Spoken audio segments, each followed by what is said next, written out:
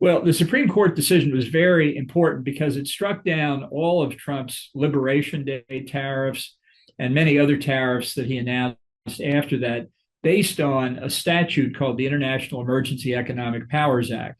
The court said 6-3 that statute does not convey any authority for the president to impose tariffs. So all of them are now invalid. There are other sections of American trade law that are much more restrictive and that allow tariffs under varying circumstances, but none of them give the president the level of discretion that he claimed on Liberation Day, so-called, for the IEEPA tariffs. So this new wave of tariffs, I think itself will be challenged in court because it was written at a time when Richard Nixon had taken the U.S. off the gold standard because of concerns about the balance of payments and the U.S. dollar. Balance of payments is different from balance of trade, although Trump seems to be confusing the two. So these tariffs are only temporary. By statute, they only last 5 months. They can't be above 15%.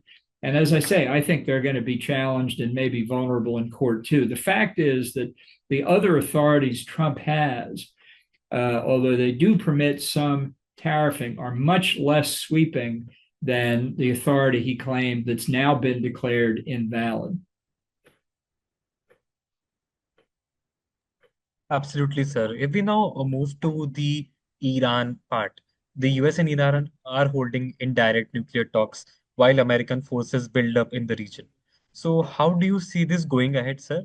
Is there a chance that President Trump will order military strikes on Iran? Well, I think there's almost no chance these negotiations can produce a successful agreement. I think the parties are far too far apart. The administration, formally at least, still holds to the position that Iran should not be allowed to do any uranium enrichment. I think that's the correct position. The government of Iran obviously says they want to do enrichment. So there's no compromise. They're either allowed to enrich or they're not. If it turns out that this last effort in Geneva is unsuccessful, which I expect will be the outcome, then I think Trump really needs to make a decision in a very short period of time, days, I would say, what his objective is with respect to Iran and what level of force he's prepared to use to achieve that objective. I do not think he's made a decision so far, either on the objective or what amount of force to use, or whether strikes would be done together with Israel or by the U.S. alone. But I don't think he has much time to make that decision. Forces are in position. You can't just let them sit there for days and weeks on end. So I think if the discussions in Geneva end today without progress, that we could see a decision from Trump within days, one way or the other. Absolutely, sir. And how soon can we see any sort of kinetic action happening? And also, what will be the strategy that will be obtained by US? Because doing strikes on Iran would also significantly cause damage to US interest in the region. So how do you see going ahead, sir? I think the military would be prepared very, very soon after Trump finally makes a decision. I would say hours.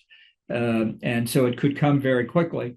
The reaction that we might expect from Iran, I think, will depend in part on what the kinetic action is that the president decides upon.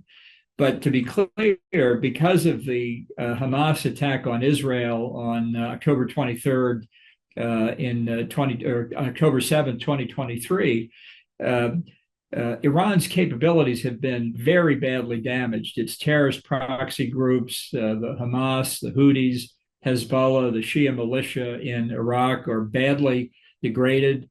Israel's attacks on Iran's ballistic missile programs, the 12-day war last year by Israel and the United States have severely damaged Iran's nuclear program, and additional strikes could be even more damaging. But Iran just doesn't have the capabilities it had 2 years ago to defend itself or to carry out retribution. I'm not saying their capabilities are zero. It's still dangerous. but it's not the Iran and its extended proxies do not have the capabilities that they had just a couple of years ago. Absolutely, sir. And now, if we talk about the situation between Russia and Ukraine, President Trump usually talks about ending the ninth war, and he claims that it is going to end soon.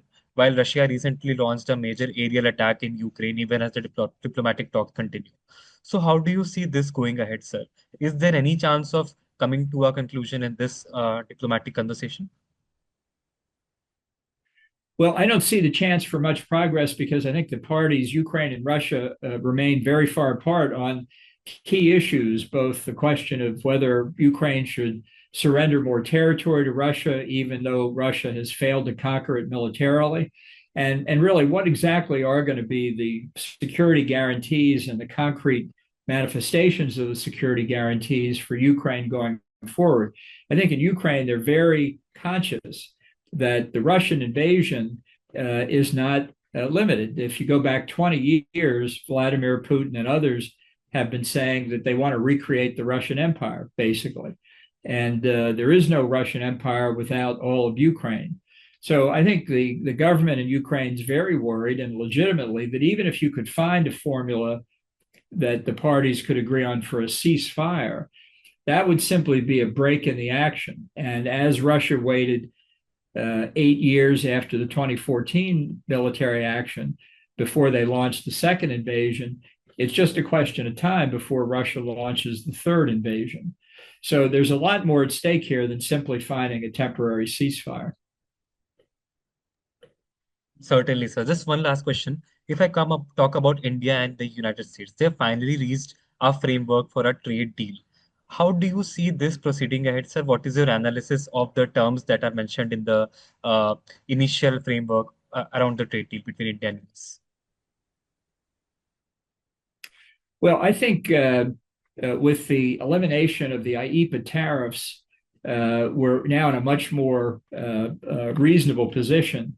My view is the tariffs are a mistake from the U.S. point of view. I don't think they advance our national interest. I think they've harmed trade and political relations with key allies and friends around the world. Honestly, I think we've got bigger issues to discuss, particularly the Chinese threat all along its Indo-Pacific periphery. And I'd like to get the tariff issue behind India and the U.S. I'd like to do that really across the board. But I think that this, combined with other things that have happened in Trump's second term, have really set back Indian-U.S. relations in a very harmful way. So we've got to make up for lost time here in order to be able to cooperate more fully on a range of issues. And the sooner this tariff issue can be resolved, I think the better for both countries. Well, thank you, sir. Thank you so much for your valuable time and insights. I'm sure this would give our audience a lot of clarity. Thanks for joining.